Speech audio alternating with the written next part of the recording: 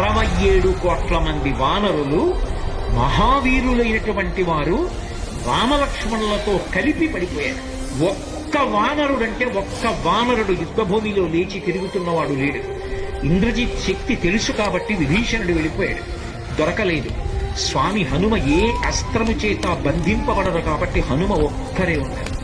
అందరిలో పెద్దవాడు, బ్రహ్మ యొక్క అంశలో వచ్చినవాడు జాంబవంతుడు నేల మీద పడిపోయి ఉన్నాడు.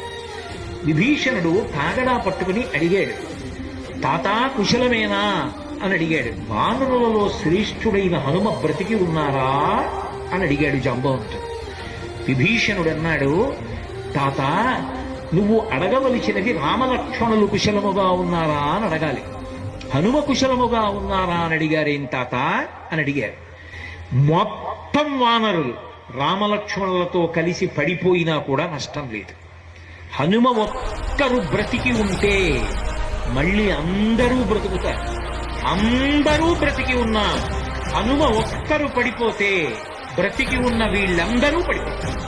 అందుకే నేను హనుమ బ్రతికి ఉన్నారా అని అడుగుతున్నాను. ఓంగి జాంబవంతుడి పాదములు పట్టుకుని తాతా హనుమ నీ కుశలం అడుగుతున్నాడు, నమస్కరించుతున్నాడు అన్నాడు. కైలాసము పక్కన వృషభము అనబడేటటువంటి పర్వతం ఉంది. అక్కడ పరమశివుడు తన యొక్క త్రిశూలాన్ని ధనస్సుని నిలబెడతాడు. అక్కడే ఆదిశేషుడు ఉంటాడు. 2 పర్వతముల మధ్యలో ఓషధీ పర్వతం ఉంది. ఆ ఓషధీ పర్వతంలో 4 ఓషధులున్నాయి. మృత సంజీవని, విశల్యకరణి, సువర్ణకరణి, సంధానకరణి అని 4 ఉన్నాయి.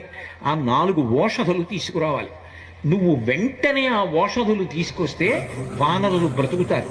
ఒక బుదుటున బయలుదేరి కైలాస పర్వతం దగ్గరికి వెళ్ళిపోయారు.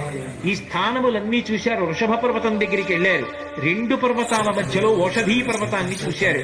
ఓషధీ పర్వతం హనుమ వస్తున్నారు, ఓషధుల్ని తీసుకెళ్లిపోతారని కనపడకుండా వాటిని దాచింది.